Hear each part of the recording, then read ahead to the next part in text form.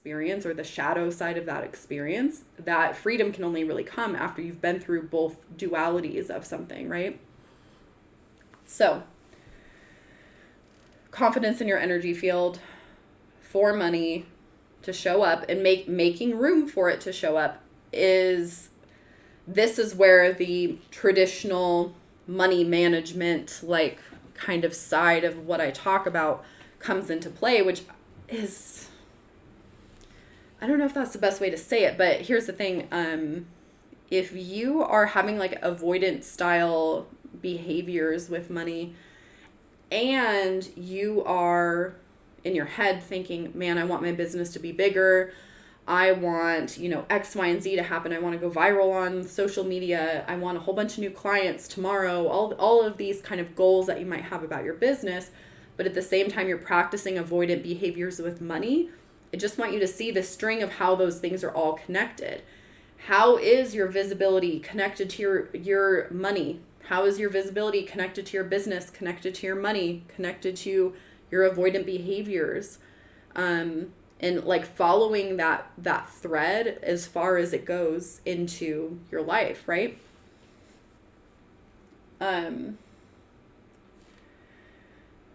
Because here's the thing, if you haven't experienced the level of money or income in your business that you want to experience, you don't feel satisfied right now. And that's really what I mean by that. If you want it, if you're not feeling completely satisfied with your current bank account or how much money you're currently earning in your business, you should definitely be paying a lot of attention to what money you do have right now, right? Because developing that relationship with your money is going to be the best way to be able to move forward, and ultimately avoiding money.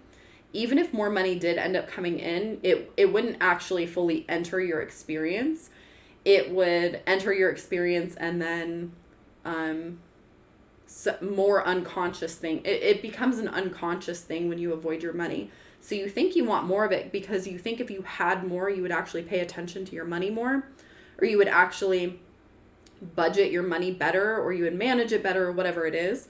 Whatever that looks like for you. I don't think budgets are really that cool, but I do think that there's really something to be said about making more money than your expenses. Like your expenses, how I think is you don't necessarily need a hard budget for things, but your expenses can't be more than your income. Like, that's you gotta take it within reason here. Like, ideally, you want your income more than your expenses, right? And if not, then something needs to shift urgently. But that's not, that doesn't come up for everyone. But whatever that behavior is for you, some people are comfortable checking their bank account every day, but maybe they a compulsive shop and they spend too much money, and then they're broke, and then they're late on their bills, and then blah, blah, blah, right?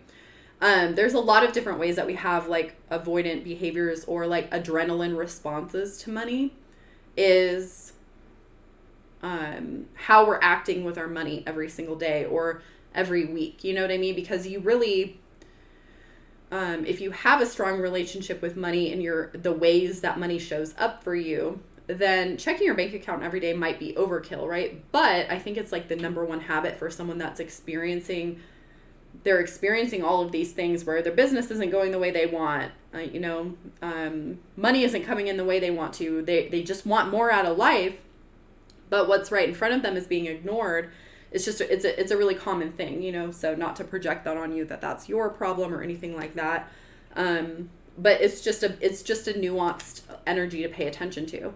And that's what I also love about this community is that so many of the conversations we're having are like so nuanced. It's like, it's not, everyone is really, I think if you were going to learn manifestation and you were going to learn law of attraction and actually have that be a big part of your life, like you've done that by now, right? Like you've mastered manifesting. And now it's time to fill in the other pieces of the puzzle that you feel might be missing with money. And I just love how like evolved this conversation can get.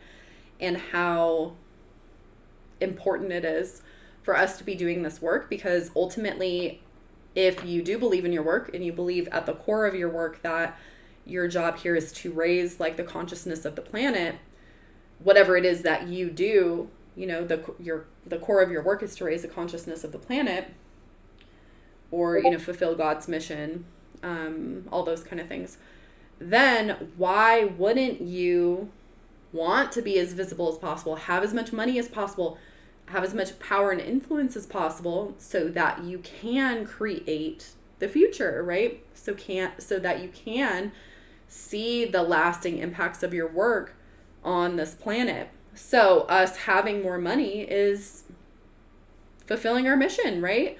It's difficult to have influence and power in this world in 2020 without financial resources, or resources in general, resources that could be exchanged for value. And money is a really potent way to exchange value right now. That it might not always be like that, but that's how it is now. And instead of condemning that and rejecting that paradigm, maybe it's time that we hack that paradigm and almost like use it to our advantage, right? Use it to the advantage that we are going to help create a different one.